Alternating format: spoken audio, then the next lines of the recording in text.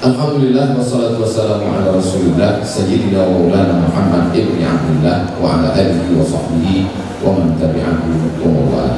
Para alim, para ulama, para kiai, tuan-tuan guru, Bapak Bupati serta Ibu Kajari, Bapak Kapolres, Bapak Dandim, Kepala Kantor Kementerian Agama, Ketua Basnas Provinsi Riau, Basnas Kabupaten Gilir.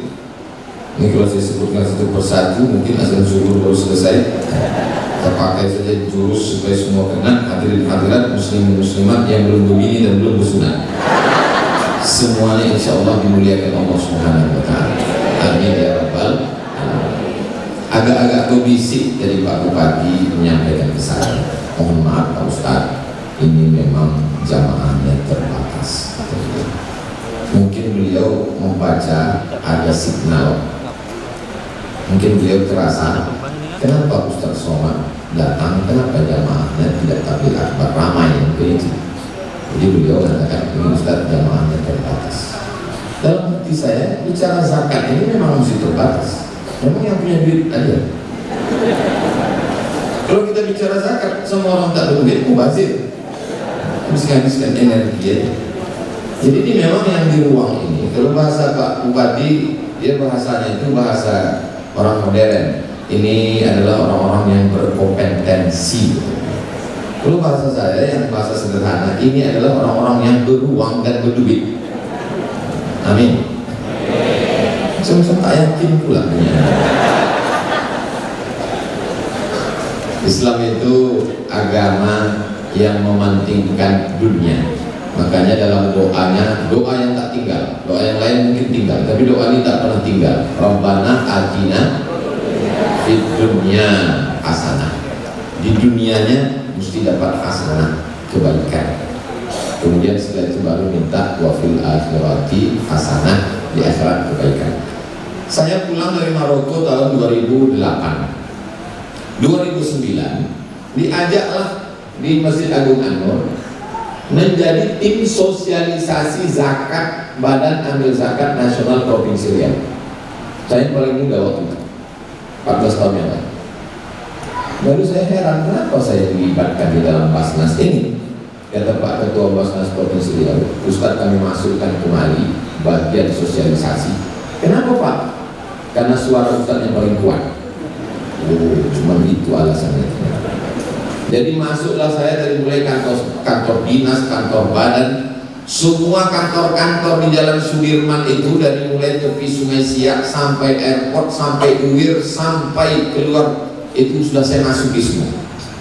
Dan ketika selesai sosialisasi, bagaimana pegawai?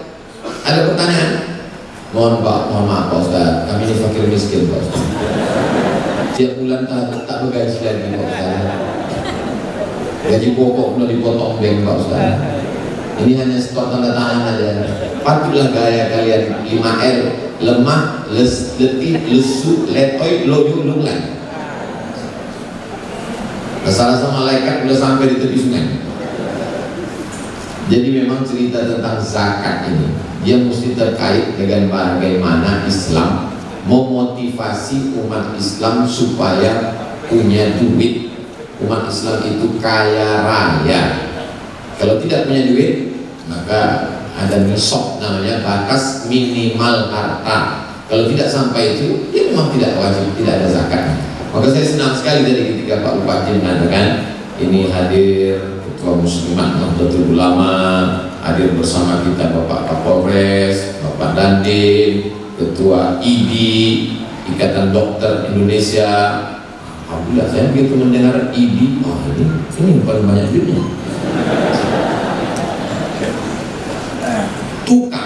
Tukang itu martilnya kan besi besar, gagangnya kayu rotan besar, lempang dari pagi sampai sore. Mohon maaf, bukan menghina, gajinya sehari saya baca itu standar tukang 120.000. Tapi dokter, martilnya kecil, sebesar kelingking, dipukulnya lutut kanan 20 juta. Tak mungkin tak sepasang kan, lutut kiri 20, ongkos pasang 20, pas 60. Bayangkan itu berapa zakatnya. Makanya kita disebut tadi, ini ikatan dokter ada, alhamdulillah. Belum lagi dokter THT, telinga hidung tenggorokan. Tukang jaga malam senter batunya 6, dari mulai jam 6 sore sampai jam 6 subuh mencari pencuri. Pencuri sekarang tidak lagi mencuri langsung, namanya mencuri online. Habis rekening orang mencuri tanpa harus keluar. Dokter senternya kecil aja, batunya satu kecil, buka mulut 10 juta. Banyak pasien itu takut menutup mulut, buka 10, tutup 15, buka tutup 25. Jadi kalau sudah dokter mau berzakat, kita doakan dokter-dokternya terbuka pintu hatinya berzakat. Dokter kalau sudah berzakat aman dunia ini. Nah dokter ini duitnya banyak. Dokter inilah yang paling terbuka pintu hatinya berzakat. Kenapa? Dia yang paling sering menerima orang sakit dan orang mati. Makanya kalau ada dokter tidak berzakat, itu memang sudah tertutup pintu hatinya. Kunci dengan tausiah saya satu saja, jangan tersinggung. Beberapa orang tersinggung, pulang meninggal. Polisi ini amat sangat bisa untuk mengerahkan anak buahnya berzakat. Kenapa? Tidak perlu ceramah, tak perlu khutbah, tak perlu takbir akbar, tak perlu teriak. Ya cukup seluruhnya. Letakkannya pistolnya di atas meja. Bayar zakat ya. Selesai. Mumpung pistol masih hidup, masih besi, masih meledak, masih punya kekuasaan, masih punya jabatan, pakai. Jangan nanti pistol besi sudah ditarik, tinggal pistol air baru hidup. Datang ke pengajian Ustaz Somad, setelah pengajian baru datang. Ustaz Somad, apa yang bisa kami lakukan supaya masyarakat ini berzakat? Bapak, saya polisi Pak Ustaz, masih aktif, baru pensiun. Istighfar juga Pak banyak-banyak. Bapak tentara yang gagah-gagah dengan seragamnya. Bapak Ibu bangga tak menengok saya duduk dekat polisi, dekat tentara? Dan foto saya tidak. Foto lah, foto dan upload ke Instagram, FB, tulis. Mungkinkah dia radikal? Alhamdulillah Pak Bupati mengeluarkan keputusan yang luar biasa. Itu yang disebut dengan mana dia pula payroll. Jadi bahasa sederhananya payroll system ini potong atas.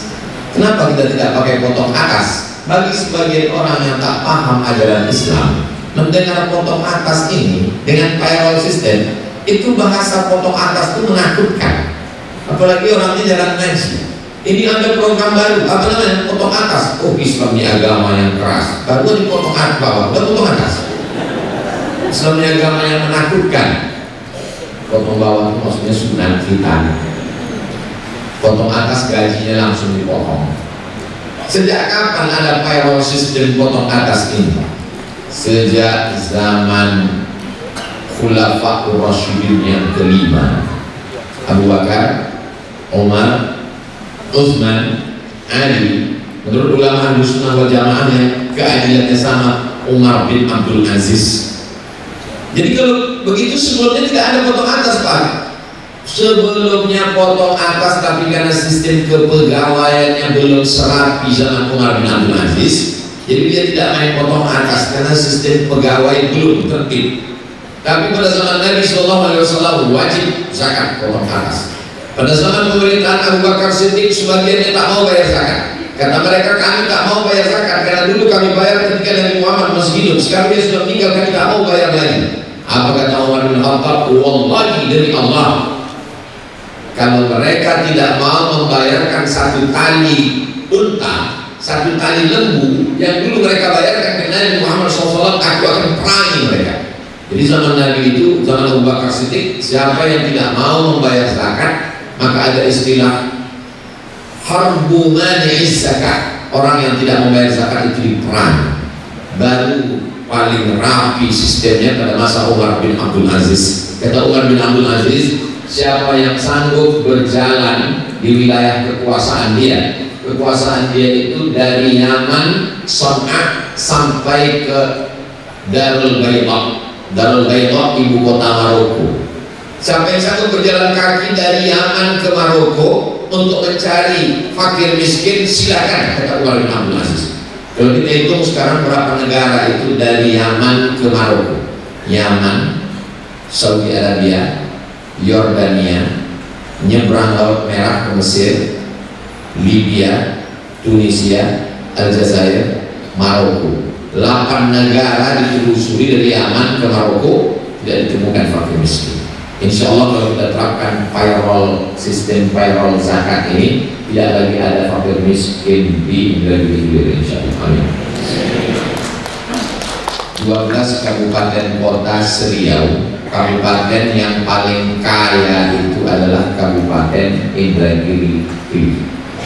Terserah kalau nanti bertentangan antara yang saya sampaikan dengan hasil survei ekonomi di lapangan. Ustaz Somad itu ngomongnya nggak betul. Katanya yang paling kaya Negeri Hilir, ternyata yang paling miskin Negeri Hilir. Kok ngomong dia begitu? Saya ngambil standarnya bukan melihat pendapatan ekonomi per kapita, tapi yang saya lihat adalah di mana jamaah haji yang terbanyak, maka disitulah orang paling banyak kaya. Dan 12 kabupaten kota Seriau yang paling banyak jamaah haji dan umrohnya adalah Indragiri. Ustaz dapat itu dari mana? Dari ceramah Pak Bupati beberapa tahun yang lalu. Saya ingat itu kata beliau, orang Tembilahan, orang Indragiri Hilir ini kalau dia tanam padi itu di petaknya 2, sebelah untuk makan, sebelah untuk haji. Kalau dia tanam kelapa dibaginya 2, sebelah untuk makan keluarga, sekolah, kebutuhan pokok, sebelah untuk berangkat haji. Beda sama tempat lain, sebelah untuk makan, sebelah untuk bisnis kayak gitu. Saya sebenarnya memancing bapak-bapaknya. Kalau dia dimiliki Allah Subhanahu wa Ta'ala, jadi mereka ini adalah orang yang luar biasa. Beberapa waktu yang lalu saya ke Sulawesi Selatan. Sampai di sana ketemu sama beliau, kumpulkan pengusaha-pengusaha UMKM. Ustadz Abdul Somad, ternyata sekarang yang dicari di negeri kita ini yang selalu kita buang-buang. Apa itu Pak? Orang Barat dengan orang Arab mencari benda ini. Orang Barat mereka mau buat barbecue, potong kambing, potong sapi, letakkan arangnya. Mereka bingung mencari arangnya di mana. Dan arangnya itu ada di tempat kita. Arang yang terpanas di dunia adalah arang dari tempat kita. Dari mana itu? Briket batok kelapa. Briket batok kelapa ini arang terpanas dan sampahnya, debu abunya putih. Orang Arab juga mencari briket batok kelapa. Kenapa? Mereka untuk pakai shisha. Shisha itu rokok Arab, itu pakai briket dari batok kelapa, dan itu ada tempat kita. Begitu dia jelaskan ke saya di Sulawesi Selatan, langsung saya ingat, langsung muncul di kepala saya wajah Pak Wardan. Ini kampung beliau ini, batok kelapa. Beberapa hari yang lalu saya nonton di YouTube tentang seorang ibu ekspor impor briket. Kata beliau, kalau bisa pemerintah jangan lagi menjual kelapa bulat keluar, karena kalau kita jual kelapa bulat kita kehilangan 2, santannya dan briket batok kelapanya. Tinggal lagi yang penting itu adalah bagaimana pengolahannya dan bagaimana marketing pemasarannya ke luar negeri, terutama pasar Arab dan Eropa. Ini kalau saya teruskan tentang masalah pemasaran ini, marketing pun bingung. Ustaz, ini kita tarik aja ke marketing gitu ya. Mantakallama fi ghairi fadlihi ada bil ajaib. Siapa yang bicara bukan pada bidangnya, ngomongin ajaib-ajaib. Orang Mesir tidak makan santan. Mereka memang tak tahu santan sama sekali. Jadi kelapa itu diracik halus-halus seperti beras, ditaburkan ke atas roti. Begitulah orang Mesir makan kelapa. Roti yang sudah siap dikasih madu di atasnya, lekatlah kelapa di atas madu. Kita mahasiswa kalau tak ada santan lesu. Bagaimana caranya dapat santan? Maka kelapa yang sudah dalam bentuk kasar itu dimasukkan ke dalam blender, dikasih air panas, biarkan 5 menit, mengembang, keluar santan. Dapatlah santan. Yang penting dapat santan. Bau-bau santan terjadi kan? Jadi kalau mau dapat santan segar, waktu kuliah di Mesir dulu bagaimana caranya? Kalau mau dapat santan segar, mesti pergi ke Jeddah. Pulang dari haji, itu tas koper penuh dengan santan. Mereknya Karam. Pulang ke Pekanbaru, ceramah keliling, diundanglah saya ke Indragiri Hilir. Saya lihat, loh, ini dulu yang kami kejar-kejar dari Kairo ke Jeddah. Rupanya di kampung halaman kita di Riau. Kelapa rakyat, santannya, batok kelapanya, semuanya menghasilkan luar biasa. Dan itu ada di Indragiri Hilir. Jadi ke depan uang-uang itu berputar, sumbernya di tempat kita, tinggal kita bagaimana mengolahnya ke depan. Setelah kita bicara tentang pendapatan, tentang penghasilan, tentang banyak, saya tidak mau selesai ceramah pengajian orang tidak lagi peduli kepada dunia. Ini masalahnya beberapa orang yang tobat hijrahnya. Pak Haji, gimana kebun kelapa Pak Haji? Gimana briket atau kelapanya? Gimana santannya? Saya tidak urus itu lagi Pak Ustaz. Saya sudah meninggalkan dunia ini. Saya mau mati aja. Ini bukan ajaran Islam. Ajaran Islam itu mementingkan dunia. Laisa bi khairikum man taraka dunya bi akhirati. Orang yang baik antara kamu bukan yang meninggalkan dunia untuk akhirat, wala akhirata bi dunia. Bukan orang yang meninggalkan akhirat untuk dunia. Liusiba minhum jami'an, dapat dua-duanya. Makanya ketika keluar dari masjid, doanya beda dengan masuk masjid. Kalau masuk masjid doanya Allahumma ftah li abwaaba rahmatik, bukakan untukku pintu-pintu rahmatmu. Tapi kalau keluar dari masjid, Allahumma inni as'aluka min fadlik, beri aku rezeki. Kenapa keluar masjid minta rezeki? Karena orang Islam keluar dari masjid disuruh mencari rezeki. Setelah rezekinya dapat banyak, keluarkan zakat. Insya Allah semua yang ada di sini orang-orang yang berzakat semuanya, insya Allah. Dan tidak hanya sekedar berzakat, tapi dia merupakan pimpinan, kepala dinas, kepala badan, kepala kantor yang ada kepala maupun tak kepala. Dan dia punya anak buah. Dia tidak hanya sendirian, dia mengajak anak-anak buahnya semuanya, karyawan-karyawannya. Kalau dia perusahaan, kalau dia PNS, dia menyadarkan. Maka insya Allah ketika Nabi berkirim surat kepada Raja Romawi, apa kata Nabi? Aslim taslam, masuk Islam kau akan selamat. Aslim falaka ajrani, kalau kau masuk Islam pahalamu 2 kali lipat. Kok 2 kali lipat? Pahalamu dan pahala rakyatmu mengalir untukmu. Wa illa fa'alaika dzambul arisiyin. Tapi kalau kau tidak menerima dakwah ini, maka semua dosa orang Eropa kau yang akan menanggungnya. Itulah enaknya jadi kepala dinas, kepala badan, kepala kantor, kapolres, dan dim. Kalau dia berzakat, dikerahkannya anak buahnya, dia dapat pahala buah. Tapi kalau dia tak sanggup, semua dosa pegawai di dinas itu dia menanggungnya. Waspada. Jadi ini bukan sekedar masalah jabatan dunia, tapi tanggung jawab di akhirat. Bersyukurlah Bapak Ibu Saudaraku sekalian yang punya kepala daerah, punya kepedulian masalah zakat ini, sehingga payroll sistem ini terlaksana. Mau tak mau, suka tak suka, nanti semuanya berzakat. Setahun 2 tahun terangkatlah harkat martabat masyarakat yang miskin, terluntar-luntar, tak bisa sekolah, bisa terbantu dengan program zakat payroll system ini, insyaallah. Amin. Anak-anak Malaysia ketika kami sedang kuliah di Mesir tahun 1998 sampai 2004 sampai 2002, 4 tahun saya di Mesir.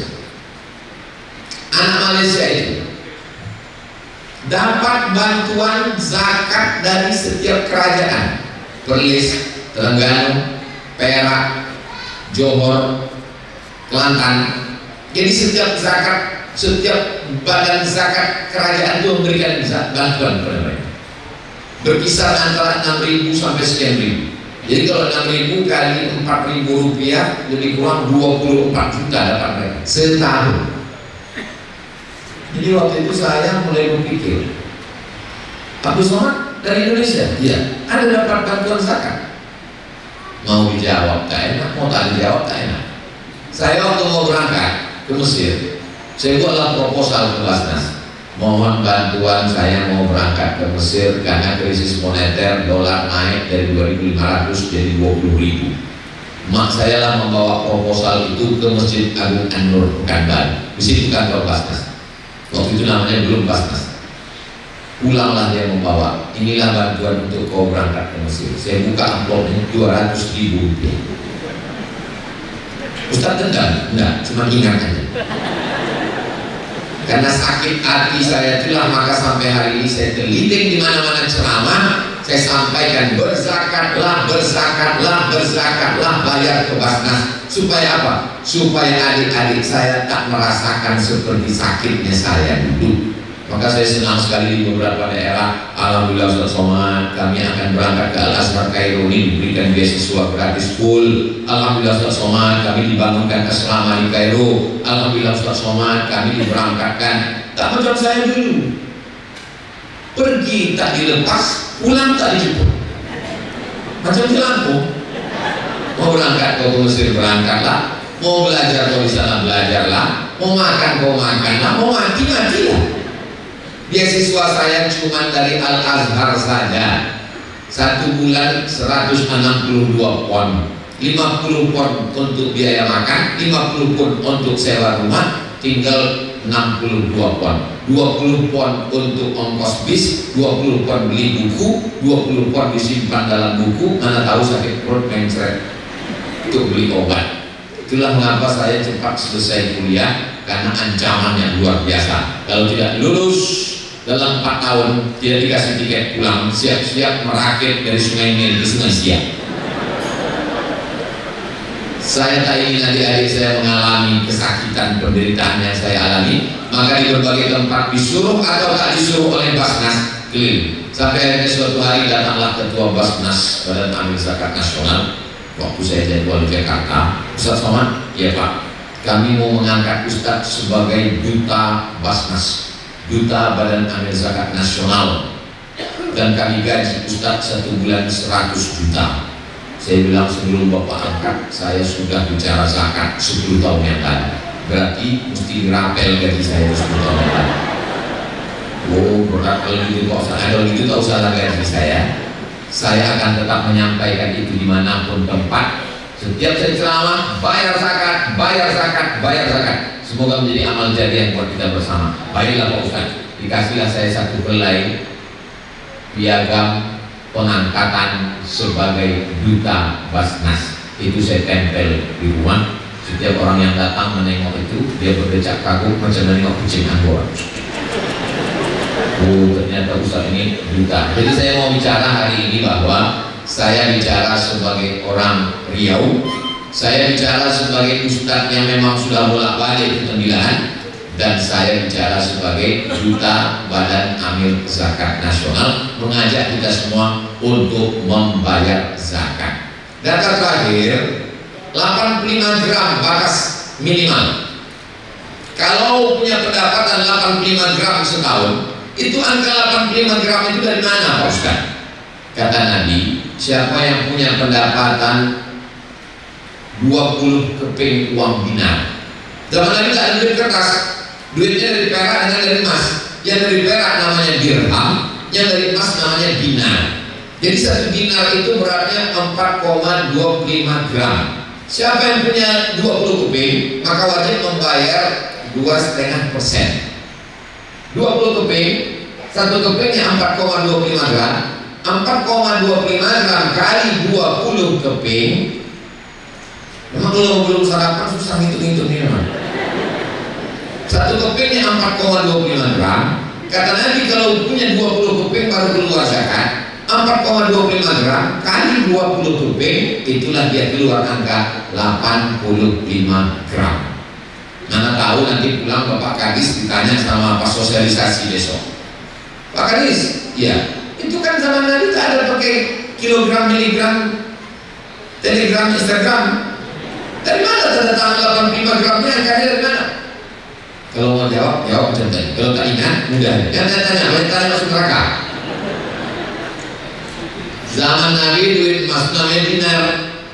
1 gram dinar itu 4,25 gram. Kata Nabi siapa yang punya 20 keping baru kena zakat. maka dikeluarkanlah kali 20 keping 4,25 gram kali 20 keping 85 gram. Kenapa pakai emas? Karena emas yang paling stabil di dunia. Dolar hancur, yuan babak belur, euro hancur lebur. Yang paling stabil di dunia adalah emas. Itu makanya orang-orang tua kita dulu selalu harus dapat duit beli emas, dapat duit beli emas, dapat duit beli emas. 5 cincinnya sudah, giginya pun pakai emas. Orang-orang tua kita asal kondangan senyum aja. Mau sekolah anak jual satu, mau kuliah jual satu. Nah, itu memang mereka dulu menabung pakai emas. Nah, dikeluarkan 2,5%. Nah, berapa dari 85 gram ini kalau diuangkan sekarang? Kalau diuangkan ternyata menurut Basnas 79,2 juta,2. Jadi kalau dibulankan bagi 12 bulan 76,2 juta bagi 12 bulan, itulah dia keluar angka 6,6. Keluar 2,5%. Kalau 1 juta 2,5%-nya 25.000. Kalau 10 juta 250.000.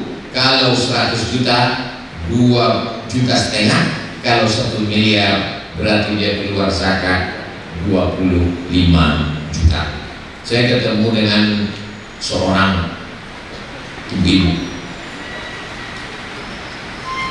Ibu bayar zakatnya berapa sebulan? Kata dia, saya keluarkan Pak Ustadz, zakat saya itu 5%. Loh, itu salah hitung. Saya bilang zakatnya 2,5%, kenapa 5%? Saya menghitungnya begini Pak Ustadz. Saya melihat petani pergi pagi dari rumahnya ke kebun, itu kita masih bisa membedakan mana dia, mana sapinya. Pas sore pulang, entah mana dia, entah mana sapinya. Berkubang. Zakat padi kalau potong biaya operasional 5%, kalau pakai tanda hujan 10%. Masa yang berkubang di lumpur 5%? Masa saya yang di kantor pakai AC, tenang, nyaman, kok 2,5%? Malu saya sama Allah Pak Ustaz. Ada manusia begini. Ini manusia, tapi jarang saya jumpa. Jarang ada, memang jarang. Ini manusia-manusia yang unik perlu dibudidayakan. Satu kali jumpa lagi bapak-bapak.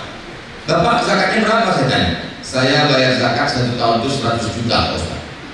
100 juta, 125. Berarti pendapatan bapak 4M 1 tahun. Enggak, pendapatan saya cuma 2M. Loh, bapak salah itu. Kalau 2M, 1 miliar 25 juta. Berarti kalau 2 miliar bapak bayar 50. Kenapa bapak bayar 100? Saya bayar 100, saya pancing dulu Pak Ustaz. Saya pancing dulu, saya bayar 100 juta. Mudah-mudahan tahun depan Allah melipat gandakan pendapatan saya jadi 4 miliar. Begitu cara dia bermain dengan Allah SWT. Lama hidup banyak dirasa, jauh berjalan banyak ditengok, banyak jumpa orang macam-macam isi kepalanya. Ada pula saya jumpa lagi sama orang, pas saya tanya, Bapak berzakat? Saya memang tak pernah berzakat Pak Ustaz. Gimana caranya sih? Kata dia, setiap uang saya itu mau mencapai 55 gram, 85 gram, asal udah mau mencapai, saya beli tanah. Mau mencapai lagi, saya beli mobil. Jadi setiap kali saya bertanya, kamu tak bayar zakat? Uang saya tak cukup. Yang begini pun ada, banyak yang gimana. Itulah enaknya kita banyak ngobrol ini. Dan tahu kita mana yang hantu, mana yang setan. Asal udah agak-agak mencapai 85 gram, belikan ke sana, belikan kemari. Allah Subhanahu wa Ta'ala Maha tahu. Wa nahnu aqrabu wa na'lamu ma tuwaswisu bihi nafsuh. Kami tahu apa yang berbisik-bisik dalam hatimu. Datanglah seorang kawan saya, kebetulan pengurus badan amil zakat, ke rumah orang kaya. Rumahnya besar, mobilnya besar, bininya besar. Kata kawan saya ini, yang tersinggung, kata kawan saya ini, Pak, kalau menengok dari zohirnya Bapak ini udah wajib berzakat Pak. Kami siap menunggu di kantor tuh Bapak bayar ini, kami mau silaturahim sekalian. Kata Bapak ini, nampak kalian saja saya ini uang banyak, ini utang semua. Mobil ini utang 2 miliar, rumah ini utang 5 miliar. Orang punya utang kan gak wajib zakat katanya. Tahu pula dia. Diajarinnya pula orang bahasa. Kata kawan saya tadi, ya Bapak, kalau Bapak tak mau bayar, aku boleh buat kali pulang. Mereka pulang, hari berganti, musim berubah. Tak lama, datang bapaknya. Kawan kami itu kecil, nengok dia datang. Bapaknya kemarin datang. Alhamdulillah, bapaknya dia mau bayar zakat. Silakan masuk, Pak Haji, silakan masuk. Itu masuk ke dalam, kata dia. Mohon maaf, Dik, ada tak zakat untuk saya? Saya ini tidak ngaku-ngaku, cerita aja. Mana tahu ada yang model begini dari hilir, kasih siapanya. Tapi kabarnya dulu pernah ada orang Injil macam ini, tapi gak mati. Yang sekarang ini baik-baik semua. Ada pula satu lagi. Kalau kita punya 100 juta, itu kan berarti kita wajib bayar zakat 2,5% setahun. Bukan sebulan. 2,5% setahun. Kalau dibagi tiap bulan, kalau dipotong dia 12 bulan. Kalau 100 juta, 2,5% sekali keluar setahun, berarti 2,5 juta cuma yang diminta Allah SWT. Tapi dia memang dasar, namanya pun panjang kali. Pelit, bin bakhil, bin medit, bin kedekut. Bapak Ibu tahu lah tulisannya. Tak ada angin, tak ada hujan, tiba-tiba lutut sakit minta ampun. Dikusuk, makin sakit. Dipijat, makin sakit. Ditusukkan jarum-jarum namanya aku mundur, makin sakit. Ada pula yang menawarkan paku payung, betapa sakit. Sampai akhirnya dibawalah ke Malaka. Dibawa ke Malaka sama dokter saudara kita orang Tionghoa Cina. Dipukulnya lah pakai martel kecil dulu. Ayah, laku apa pakai. Berapa lama berganti lutut nih Pak? Jangan takut, jangan cemas. Kita sudah import, ini ada dari tempurung lutut, di rupanya ada yang dari besi. Berapa harganya? Kata dia, sebelah kanan 40, sebelah kiri 40, ongkos pasang 20, pas 100. Bapak-bapak yang belum berzakat, coba pegang-pegang lutut, pasang. Dia akan keluar dengan caranya sendiri. Duit hantu dimakan tuyul. Orang yang tidak membayar zakat, 5 efek yang paling mengerikan. Yang pertama, walladzina yaknizuna adh-dhahaba wal fiddata wa la yunfiqunaha fi sabilillah fabashshirhum bi'adzabin alim. Orang yang menumpuk harta tak pernah berzakat, berikan kepada mereka kabar yang sangat menyakitkan. Yauma yuhma 'alaiha, nanti hartanya itu dipanaskan mendidih, fatukwa lihajibahuhum, ditempelkan ke kening, wa junubuhum ke pundak, wa zuhuruhum ke pundak. Junubuhum 3, kening, pundak, perut. Ada sebagian yang menganalisa, kata dia kening, pundak, perut itulah penyakit modern. Kening stres depresi, pundak sakit tulang, perut sakit usus mah aku. Yang kedua, doa pagi petang siang malam tak dikabulkan Allah. Wa bihamdi minas sholihin, wa bihamdi minas sholihin, wa bihamdi minas sholihin. Jadikan anakku anak yang soleh. Kenapa tak dikabulkan Allah? Mata'amuhu haram, makanan haram. Kenapa makan haram?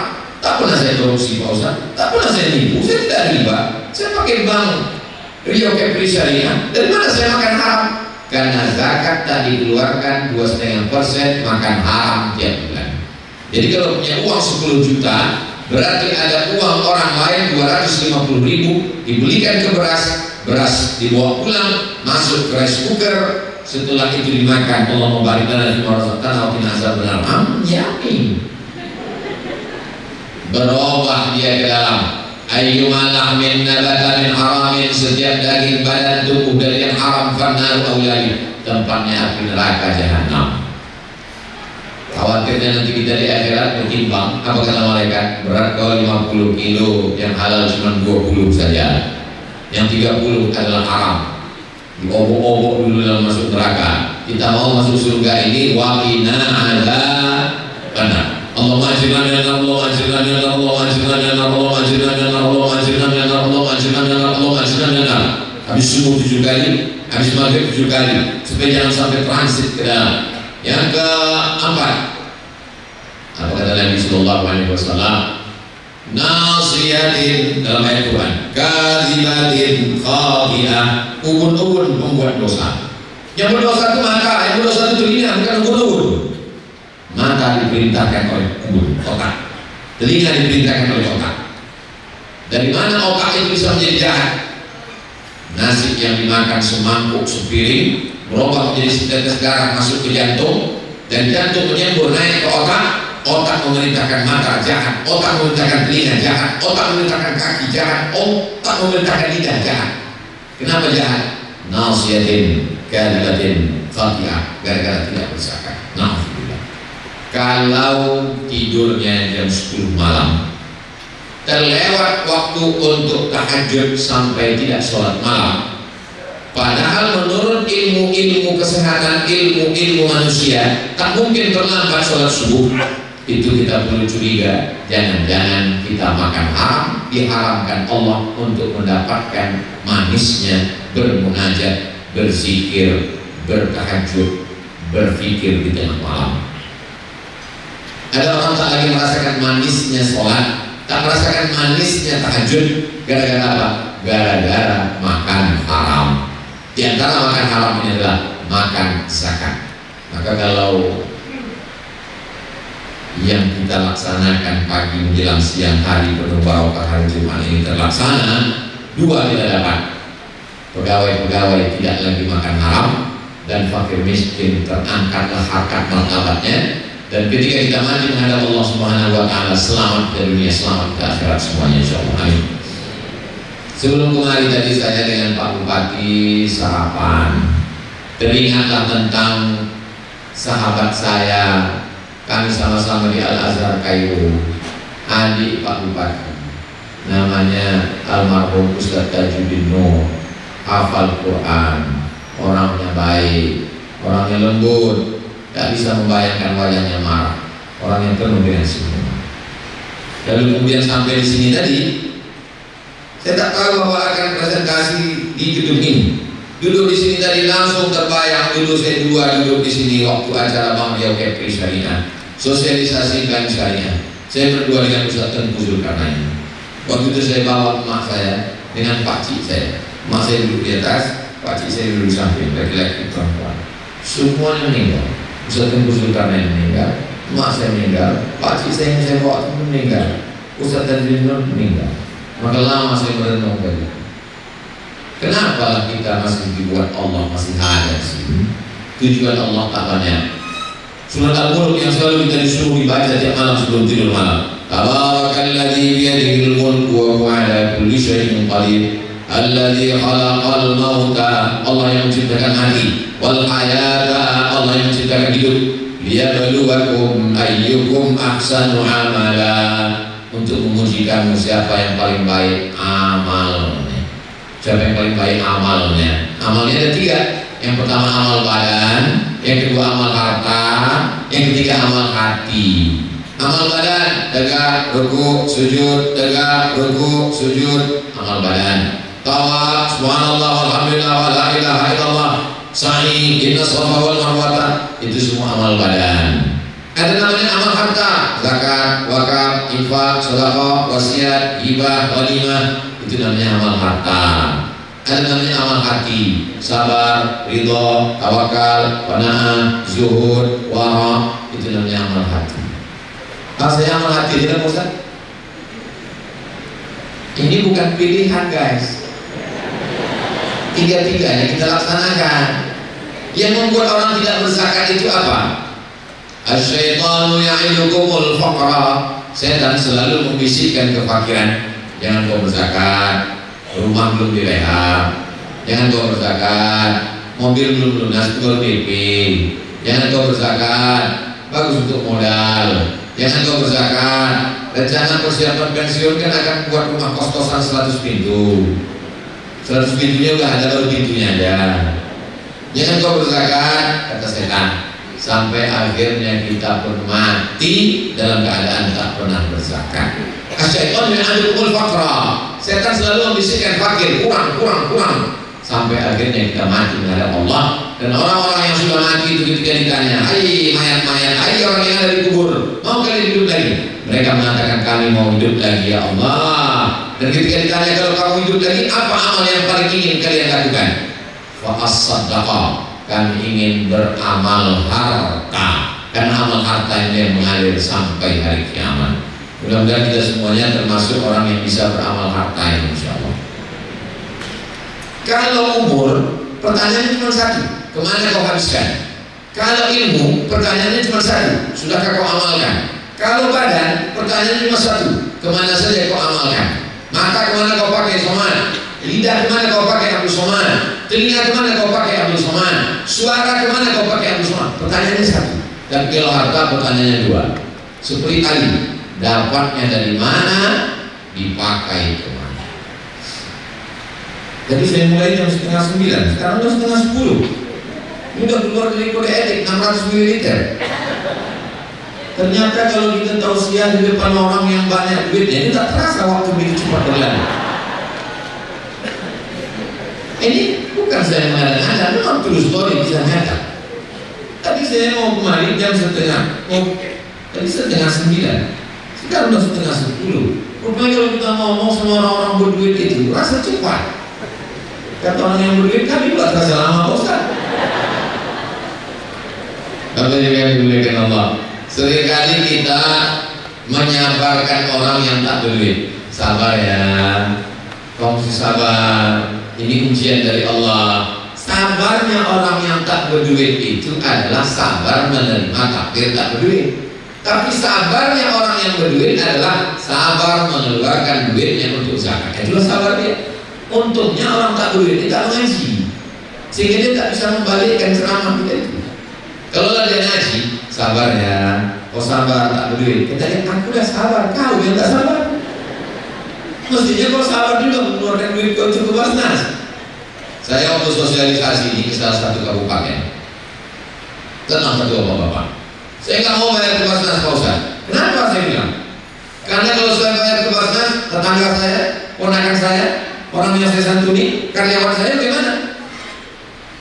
Saya bilang, kalau bapak bayarkan sendiri, itu ngasih ikan, ikannya habis dia makan apa? Tapi kalau Basnas, dia kasih pancing, ikannya habis, pancingnya tetap jalan.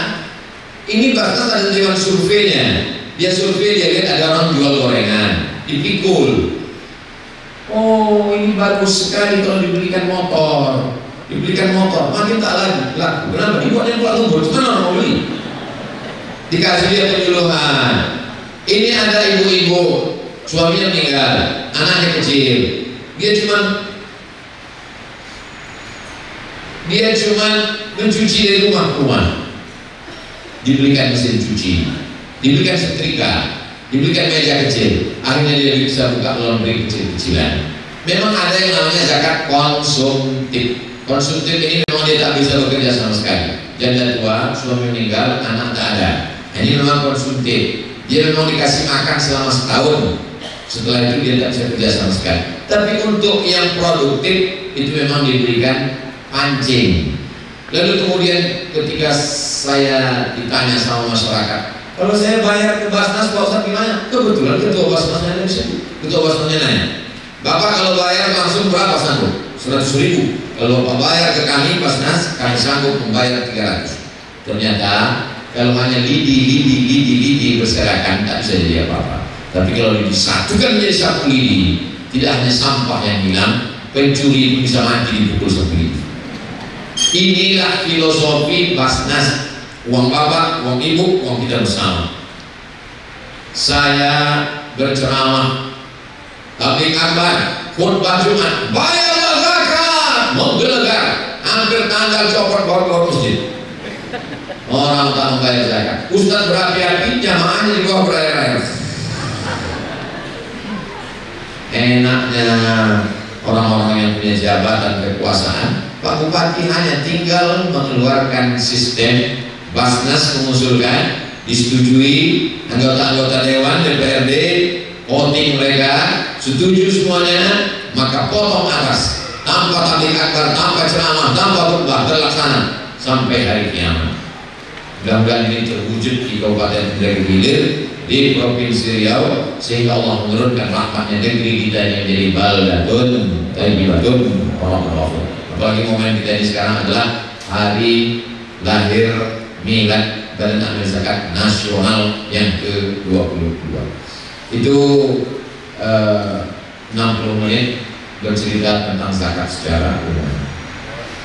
Sebelum membaca doa, saya bacakan beberapa pertanyaan. Bagaimana hukumnya jika suatu perusahaan memotong gaji karyawan jika terlambat, lalu uang tersebut disumbang, disediakan, diberikan hewan kurban? Karyawan yang terlambat dendanya mengeluarkan duit, lalu duitnya itu dibelikan hewan kurban. Yang jadi pertanyaan, yang berkurban itu siapa?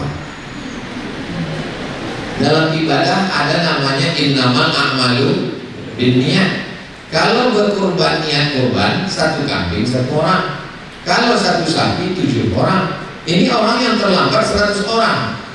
Ini yang terlambat sehari 20.000, yang terlambat 3 hari 60.000, dicampurkan semua. Lalu yang berkurban ini siapa? Dan niatnya dia tak ada niat berkurban, dia terlambat.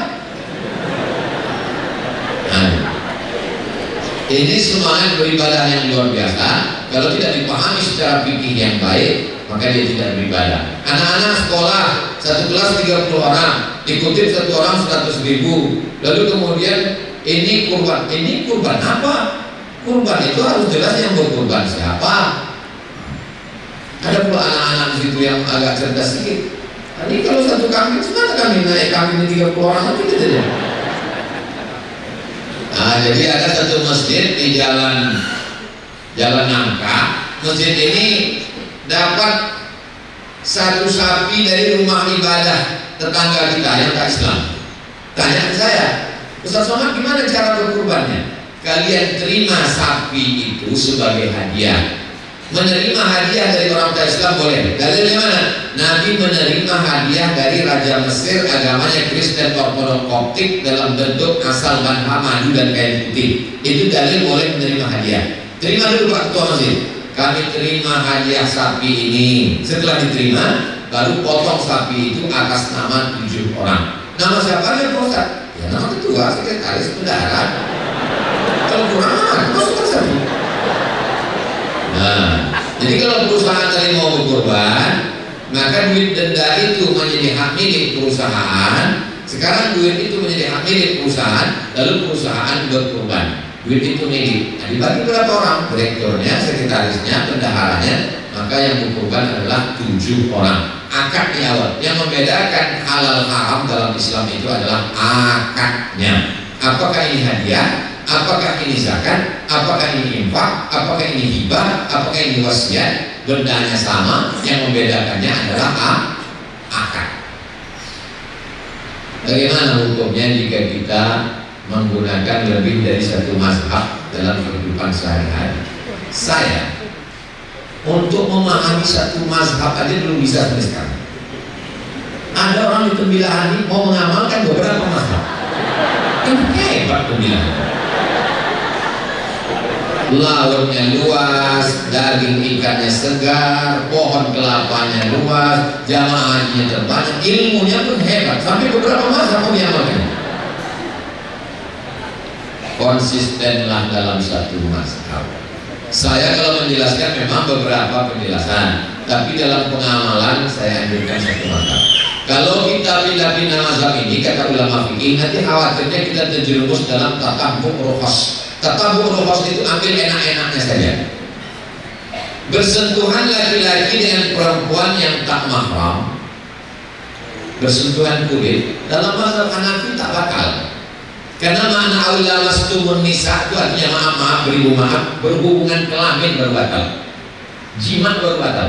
Kalau hanya kulit tak batal menurut mazhab Hanafi.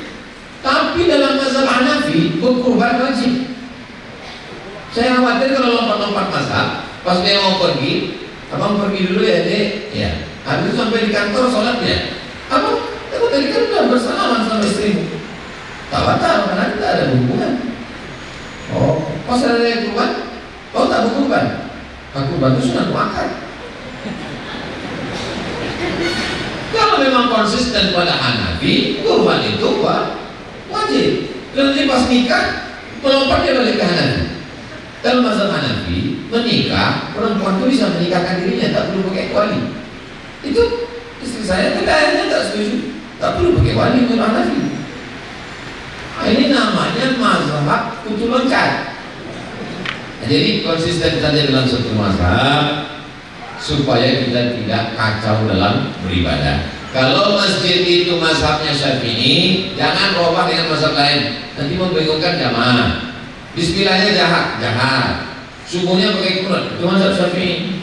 Bismillahirrahmanirrahim. Alhamdulillahirabbil alamin. Habis itu kunut. Allahumma hdina fiman hadait. Kita di kerajaan Indragiri yang sekarang pecah menjadi dua, Indragiri Hulu dengan Indragiri Hilir, kesultanannya Kesultanan Melayu yang sebelumnya tidak Islam. Beda dengan Siak. Siak itu dari awalnya Islam. Beda dengan Pelalawan. Pelalawan itu dari awalnya Islam. Beda dengan Kesultanan Asahan. Kesultanan Asahan itu anak dari Sultan Iskandar Muda, namanya Abdul Jalil bin Iskandar Muda, Islam. Beda dengan Sultan Delhi, itu awalnya Islam. Indragiri lebih tua dari itu semua, berawal dari tidak Islam. Orang dulu pakai nama hewan. Yang paling hebat di hutan itu adalah singa. Makanya di Tanah Batak dipakai si singa Mangaraja. Sampai di Inggris pun dipakai namanya Richard the Lionheart. Si Richard berarti singa. Sampai di Indragiri nama raja yang terkenal namanya Narasinga. Diabadikan sebagai nama stadion di Renang, Narasinga. Setelah pindah ke agama Islam, mereka merubah nama-nama sultan menjadi nama Islam, dan mereka melihat ada seorang ulama besar dari tanah Banjar dijemput datang kemari untuk menjadi mufti, namanya Syekh Abdul Rahman Siddiq Al-Banjari, cicit dari Datuk Kelampayan. Itulah dia Tuan Guru Sahat. Saya beberapa kali tausiah keliling Banjar Baru, Banjarmasin, sampai ke Barabai, sampai keliling kabupaten provinsi Kalimantan Selatan. Yang mereka tanya, pernah ke Guru Sahat? Pernah ke terbilang? Gitu. Ada mereka tanya gubernur bupati, ada mereka tanya yang mereka tanya, untungnya saya pernah sampai ke Guru Sahat. Coba kalau tak sampai, pernah di sana. Nah, jadi memang luar biasa. 20 tahun lah Syekh Abdul Rahman Siddiq Al-Banjari menjadi mufti di kerajaan Indragiri. Sampailah kita merdeka tahun 1945. Sultan-sultan ini menyerahkan kedaulatan kepada Insinyur Soekarno, dan kita pun menjadi negara kesatuan Republik Indonesia. Jadi asal usul kita bermazhab Syafi'i, beraqidah Asy'ari, bertasawuf Sunni Imam Ghazali. Tiga itu yang sampai dihilangkan. Apakah sama kita dengan Papua? Saya sampai ke Papua. Di sana di Papua Barat itu Muslim. Raja Ampat, raja-raja. Salah satu rajanya masih ada. Di bawah, kalau saya berjumpa dengan keturunan raja itu, dibukakanlah Quran yang terbuat dari kulit kayu, sampulnya kulit rusa. Begitu dibuka, saya baca Quran, saya tanya, dari mana Quran ini, Datuk? Raja, Tuan Raja, namanya Raja Patipi. Kata Raja Patipi, ini dibawa oleh saudara kami dari kampung Ustaz Abdul Somad di Pulau Sumatera. Dari mana? Ini dari Samudra Pasai, Aceh. Dari Aceh sampai mereka ke Papua. Salah satu kitabnya itu adalah kitab kecil, saya buka. Begitu saya buka, Sholawat Nariyah yang dibaca oleh Pak Bupati. Sholawat Nariyah yang mereka baca itu menunjukkan mereka tiga: akidahnya Asy'ari, fikihnya Syafi'i, tasawufnya Sunni Imam Abu Hamid Al-Ghazali. Jangan campur-campur masalah.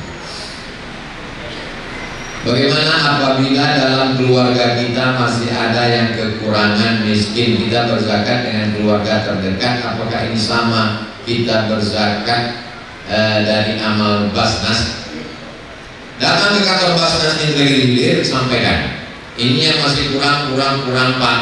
Saya selama ini kalau sebulan saya kasih mereka sekian. Kalau saya serahkan semuanya ke Basnas, Bapak sanggup kasih berapa ke mereka?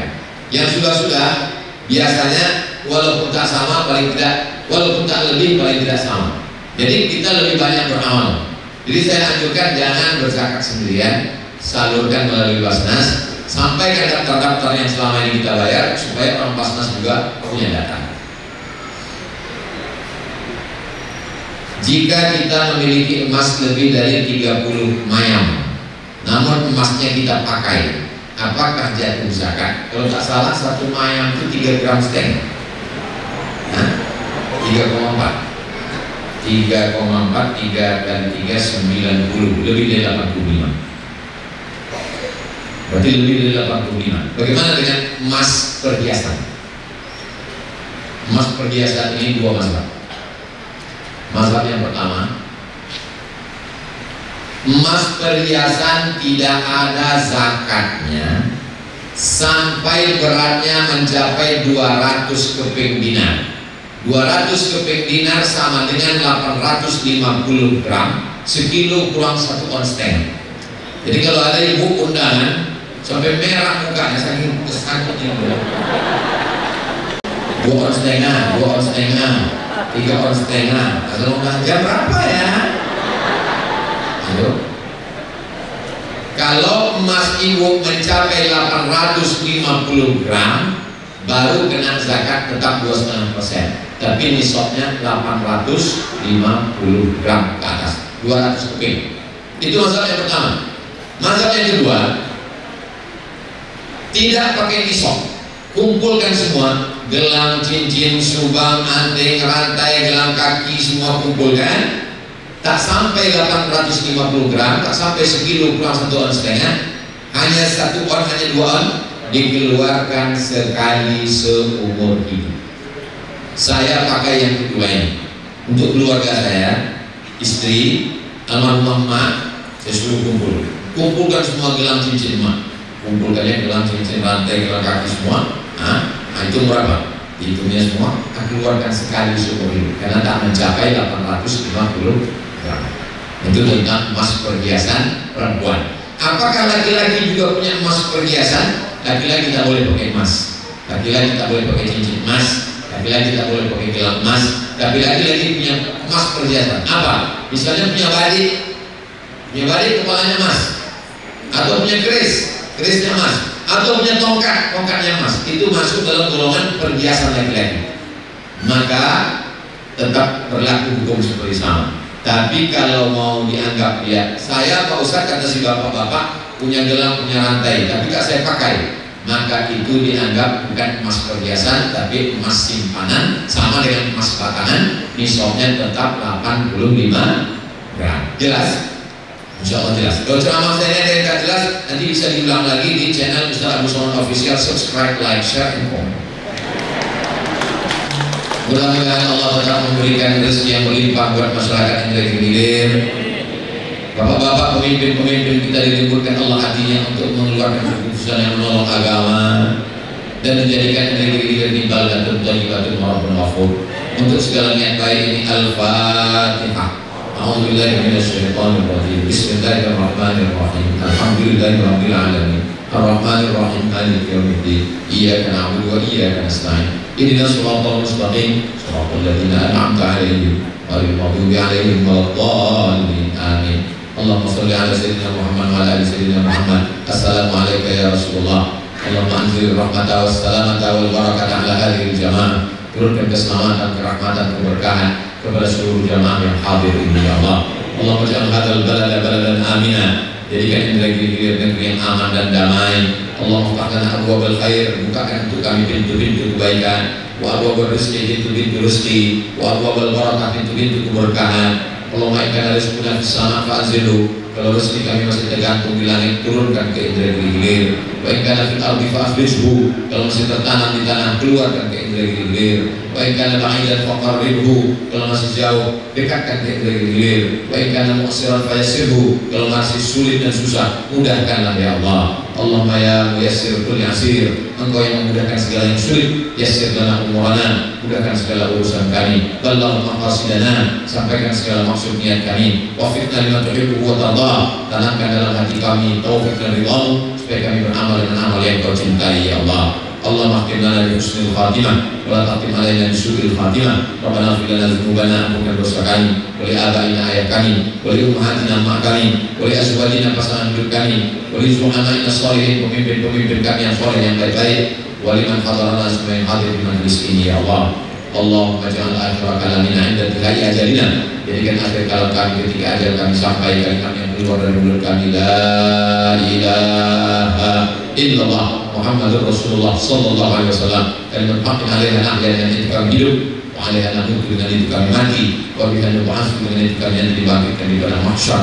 Allahumma adkhilna al-jannata ma'al abrar, masukkan kami ke dalam surgamu bersama orang-orang soleh, ma'an nabiyyin bersama para nabi, wasiddiqin bersama orang jujur, wasyuhada bersama orang mati syahid, wassalihin bersama hamba-hambamu yang kau berikan kebaikan, ma'al habibil mustafa fi jannatikal ula bersama Nabi Muhammad SAW dalam surga Jannatul Firdaus. Rabbana atina fid dunya hasanah wa fil akhirati hasanah wa qina adzabannar. Wa sallallahu ala sayyidina Muhammad wa ala alihi wa sahbihi wasallam walhamdulillahi rabbil alamin. Taqabbalallahu minkum minna wa minkum taqabbal ya karim. Terima kasih segala perhatian, mohon maaf segala kesilapan dan kekeliruan. Aku qouli hadza astaghfirullah wa lakum. Wassalamualaikum warahmatullahi wabarakatuh.